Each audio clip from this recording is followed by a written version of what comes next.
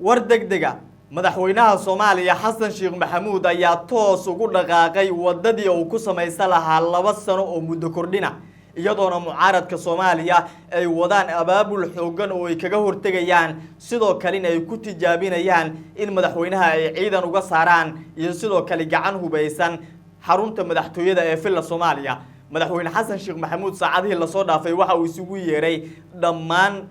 xubnaha shirkada kula ah siyaasaddiisa sidoo kalena uu aaminsan yahay inay siyaasadda wax ka bedeli karaan oo yihiin rag saameyn xoogan ku leh waxaa socda mooshin muddo kororsiya oo laga dhex wado xubnaha golaha baarlamaanka labadiisa aqal iyadoona xubnaha golaha wasiirada dhawaan isku shaandhayn lagu sameynayo lagu soo darayo rag waaweyn oo markaasi la doonayo inay ka ololeeyaan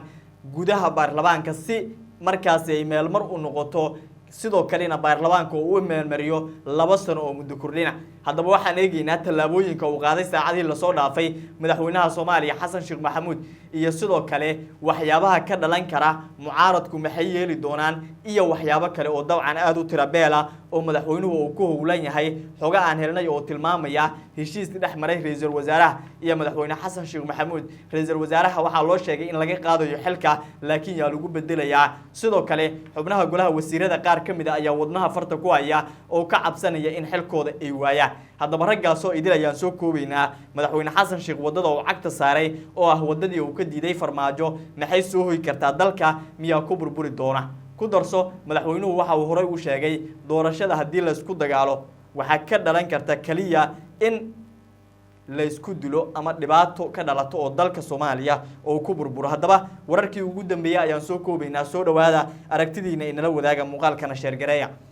aan ku bilownay saacadii la soo dhaafay xarunta madaxtooyada Soomaaliya waxa ka socday kulamo aan loo kala kicin oo u dhaxeeyay madaxweynaha Jamhuuriyadda Soomaaliya Xasan Sheekh Maxamuud iyo sidoo kale saaxiibada shuraakada kula ah siyaasadda iyo waliba sidoo kale oo lagu daray ra'iisul wasaaraha Soomaaliya Xamse Cabdi Barre raggan markaasi shirkada ah waxay ka tashanayeen sidoo kalena laga arinsanayay xaaladda guud ee dalka si gaar ah sidii meel mar looga dhigi lahaa mooshin oo madaxweynuhu doonayo in baarlamaanka la geeyo kaas oo lagu dalbanayo in 2 sano oo muddo kordhina loogu sameeyo xukuumadda ra'iisul wasaare Xamse Cabdi Barre iyo waqtiga madaxweyne Xasan Sheekh Maxamuud waqtiga madaxweynaha waxa ka harsan muddo kooban waxa uu doonayaa inta uusan ka dhamaanin in 2 sano oo muddo kordhina uu sameesto waa arintii horay uga diiday madaxweynihii asiga ka horeeyay ee Farmaajo waa Maxamed Cabdullaahi Farmaajo dagaal toos ah ayuu la galay mirinayo ayuu galay qorigiisana waa uu qaatay madaxweyne Xasan Sheekh waxaana arintaasi la xasuustaa in dhiig uu ku daatay oo dagaal toos ah u dhex maray ciidamadii dawladda iyo sidoo kale kuwii badbaado qaran dagaalkaasi kadib Farmaajo waxa uu ku soo laabtay waaqic iyo sidoo kale inuu dalka doorasho u ambeeyo ama uu geeyo waxaana arintaasi ka dhalatay doorashada mar kale lagu doortay madaxweynaha Soomaaliya Xasan Sheekh Maxamuud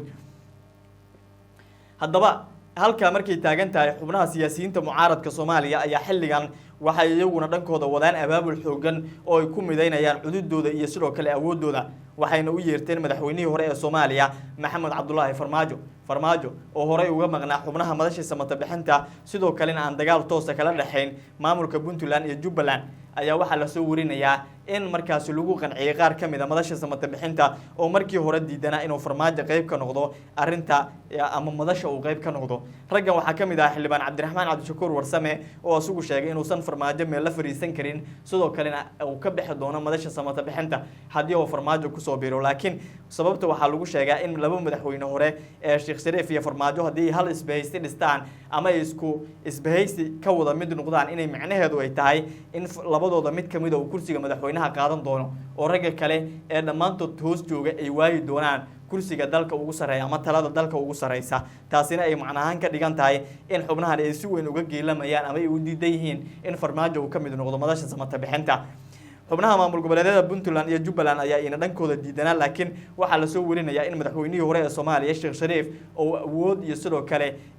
lacagtii ugu badneed iyo waliba sidoo kale sidii uu ku heshiisiin lahaa dhowrkaas nin oo ku dadaalayo Farmaajona waxa uu doonayaa inuu ku soo daro madasha samata bixinta si Xasan Sheekh Maxamuud barashar iyo sidoo kale cadaadis xoogan loo saaro kursiga dalka ugu sareeyana looga tuuro dhinaca kale xubnaha golaha wasiirada ee xukuumadda ra'iisul wasaare Xamse Cabdi Barre waxa soo wajaday cabsi xoogan oo ay ka qabaan in isku shaandhaynta lagu wado in maalinta biriya ilaa biri galabtii ilaa sibdiga la sameeyo isku shaandhayntaasi ay saameyn xooggan ku yeelato taasina waxay ka dhigan tahay inay aada uga cabsanayaan oo ay aaminsan yihiin in xulkooda ay waayi doonaan haddaba arrintan maxay ka dhigan tahay aragtidaada waana la wadaagi kartaa daawada qaybta hoose ee commentiga muuqaalkana sheer garay natiijo wanaagsan oo wax lagu dhisi karo sida haddaan arkaynay halkaa lagu bandhigayna ay kasoo baxeen aan rajaynaynaa runtii markaan dib ugu noqdo howlahan muddana waxaa lagu jiray aas-aaska iyo shaqaale iyo shuruuc iyo hagaajin iyo dowladisaa lagu jiray waqtiyadii la arkay in hoos loo daadego oo dadka dowladda u shaqeeya oo in la cabiro tirada dadka meesha ka shaqeeya oo kala duwan yihiin ama kala yaryihiin jinsi ahaan guddigu kaalinta ku lahaa waxay ahayd inuu abaabulkan uu bilaabo markii ugu horreysay waxaa lasoo bilaabay 2018 daraasade ayaa la sameeyey ilaa haddana waxaan filayaa in halkan lagu soo bandhigay sanad walbana waxaa lasoo saaraa warbixin sanadeed oo ay ku cad yihiin meelaha gaabayska ama dulduleelada ay ka jiraan marka runtii tababaro iyo wacyigelino gaar ah iyo goobaha gabdhaha ay ka shaqeeyaan oo hadda inta badan dee qaarkood ama ugu badanba su-aalaha meesha ay kasoo noqonaan waxay ku aruurayaan shuruucda dowladda u taalo marka mid la iskuma helayo inaad shuruuc dabaqdo iyo in sharci gaara dad gaara loo sameeyo meel islama helayo gabdhaha sharciga la dejiyey dadkay ula sameyn yihiin marka inaad barataan xoogaa u noqotaan waa muhiimad gaar ay leedahay guddiyada la dhisayo oo ka jira hay-adaha iyo wasaaradaha dowladda qolo walba waxaa sharcigu farayaa in dumar ay ku jiraan haddaysan ku jirin valid noqonayn marka haddii gabdhihii aysan isku xirnayn qaybahaasi aysan markay ka shaqeynaya aysan ay lahayn meeshaan ma dhammaystirna ama guddigiisi aysan soo gaarsiinaynin howlihiin inay si caadi iskaga socdaan marka waxaa loo arkayaa inaysan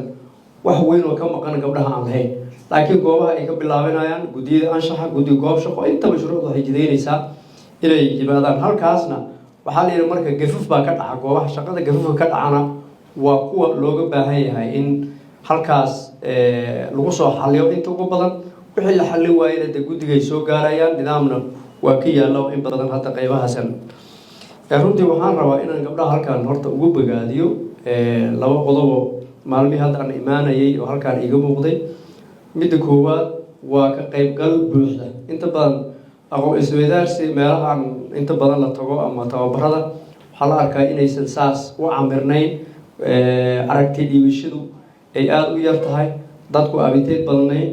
marka aada iyo aad aan ugu mahadcelinayaa gabdhuhu waan ugu bogaadinayaa inay ka qaybgalkoodu u ahaa mid aada u sarreeya waqtiyadii gaabnayd aniga aan kusoo aaday su-aalaha isweydiinayeen iyo siday ugu soo qaybgaleenna aada iyo aadaan ugu bogaadinayaa tan kale goobaha shaqada iyo shaqada inta lagu jirana boqolkiiba waxaan dhihi karnaa 200 inay ragga ka aaminaad badan yihiin ka ilaalin og yihiin u naxariis badan yihiin shaqada iyo qaybta loo dhiibay taasna doodaha intay socdeen waa qayb jirta waana qayb practical horey wadanka inta soo martay lasoo wada xaqiijiyey waxaan ka rabaa inaan xuso arrimaha fasaxyada ama dhinaca qaadashada markii la dhaho fasaxa dhalmada iyo naasnuujinta maran waxaan u malaynaa afrika iyo caraba kaalin koowaad ay soomaaliya ka ahayd haddana si sax haddii loo dabo ilaa hadda annaga dee meelaha fagaarayaasha hadda wax lagu bandhigo waa ka yarnahay kuma jirno laakiin daladahaas iyo qaybahaas haddii la aado weli waxaan is leenahay inaan ugu horeyno keliya waxaan u malaynaa inaan yurub gaarin oo sanadkiiba 6 bilood yaan u malaynaya 6 biloodana siiya oo kalea inay ay gabadhu markay ay caruurta ilaa ay ka gaarayaan daada iskoolka ay haysataa laakiin annaga 4 bilood baa gabadhu say doontay u qaadan kartaa iyo saacadaha kale 4 bilood kuma qasbana inay muxuu ahaa marka ugu horeysa laba qaato kanada adigoo xoogaa la utiye saacadaha oo naasnuujintuna waa la mid saacada xilligaa rabtaa dib u dhigi kartaa hore u dhigi kartaa laakiin haddaan adiga shuruucda ina akhrin وحنا آذن مرة البعض هذيك أنا أدو تاجنين وحلاقي أودا أجاسمها هرجوجها إنه مركا أو كيرادو إن هذا سيجه جاسدي تانا ومن هذيك إذا كحرة لكن شروط حقوق فربضن أي سيسي كلي وحب بهانتا إن الرعدان أتكو أتكاتان ماشي جرويسن ماشي كوهبون إن الأهدان arrimaha marka oo aan rabo inaan halkaan ka balan qaadno horta guddiga wuxuu ku dadaalayaa intii karaankiisa tababaradan iyo isku keenida iyo qaybaha quseeya reformka qodobada dumarka ama gabdhaha wax u taraya ama arrimaha shuruucda iyo wax ka diiwaanada hadda socotaba in guddigu ku dadaalo mar walbana tababaradaas joogteeyo shuruucdana lagu daro waxyaabaha taageeraya gabdhaha halkaas laga soo saaro tan labaad aan rabo inaan halkaan ka xuso sidaad la socotaan ra-iisul wasaaraha inuu gabdhuhuna si gaar ah kun sanadkan bilowgiisa gabdhuhu la yeeshay halkaa ballanqaad ku sameeyey ballanqaadkii uu sameeyena uu ka dhaweeyey already xafiisiisu gabar uu u magacaabay oo arrimaha gabdhaha keliya qaabilsan waan rajaynayo in maalin weyn halkaan ay nala joogtay aan isleeyahay howlaha kale oo caadiga ah oo dawladdu wado ayay ka mid noqotay arrimaha hadda gabdhaha shaqaalaha dawladdu in laga shiro arrimahooda laga doodo fariintiinu halkaas ay mar walba gaarayso marka suurtagalnimada iyo duruufta dalka ku hareeraysan iyo xaaladaha markaa lagu soo yahay waa wax kale laakiin waa wax ka go-aan oo dawladdu isla qaadatay halkaas hadda meel fiican ay marayso